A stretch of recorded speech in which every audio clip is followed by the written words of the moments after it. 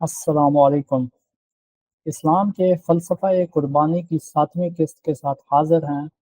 پچھلی قسط میں ہم نے حضرت اسماعیل علیہ السلام کی قربانیوں کا ذکر کیا تھا۔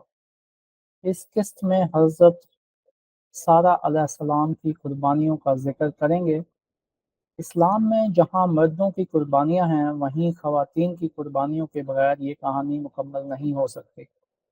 حضرت ابراہیم علیہ السلام نے جب عراق سے کنعان کی طرف ہجرت کی، جو آج کے فلسطین کا علاقہ تھا، تو حضرت سارہ علیہ السلام ان کے ساتھ تھیں۔ انہوں نے اپنا سب کچھ پیچھے چھوڑ دیا۔ انہوں نے ہجرت کی تمام مشکلات برداشت کیں، کیونکہ اس زمانے میں سفر کرنا بہت ہی مشکل کام تھا۔ اس کے بعد اللہ نے لمبے عرصے تک انہیں اولاد کی نعمت سے محروم رکھا۔ یہ حضرت ابراہیم علیہ السلام اور حضرت سارہ علیہ السلام کے لیے آزمائش تھی۔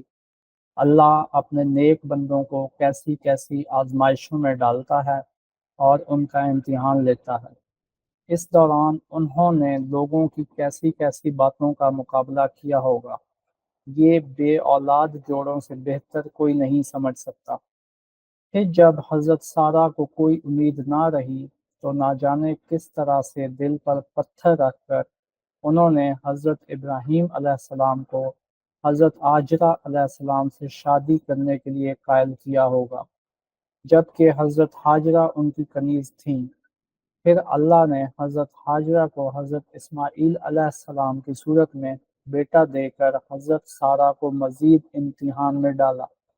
ضرور انہیں خوشی ملی ہوگی، لیکن لوگوں کی باتوں نے ان کے دل کو مزید زخمی کیا ہوگا۔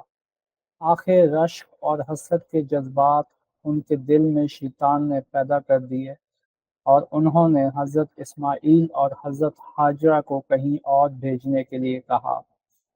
اس کے بعد بھی لمبے عرصے تک اللہ نے حضرت سارہ کو اولاد کی نعمت سے محروم رکھا۔ آخر اللہ نے حضرت سارہ اور حضرت ابراہیم علیہ السلام کو بڑھاپے میں حضرت اسحاق کی خوشخبری دی، اور حضرت اسحاق اس وقت پیدا ہوئے جب حضرت سارہ 90 سال اور حضرت ابراہیم 100 سال کی عمر کو پہنچ چکے تھے۔ آنے والے وقت میں اللہ تمام بے اولاد جوڑوں کی گود بھی بھر دے گا، بالکل حضرت سارہ کی طرح۔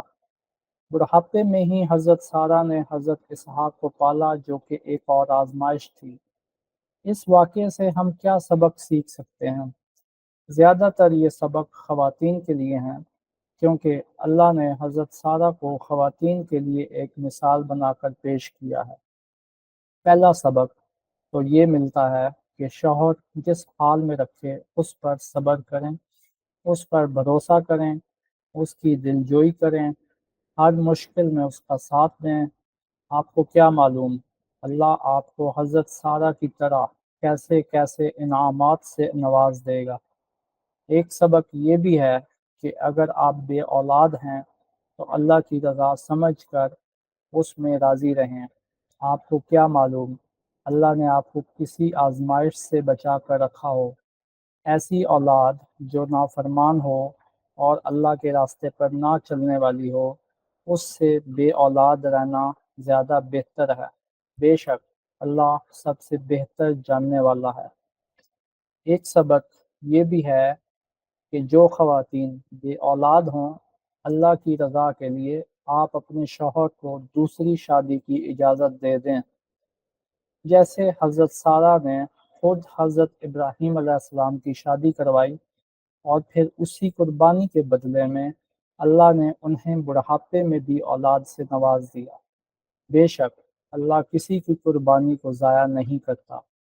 ایک سبق یہ بھی ہے کہ ان تمام قربانیوں کے نتیجے میں اللہ نے حضرت سارہ کی نسل سے بہت سے نبی بھیجے۔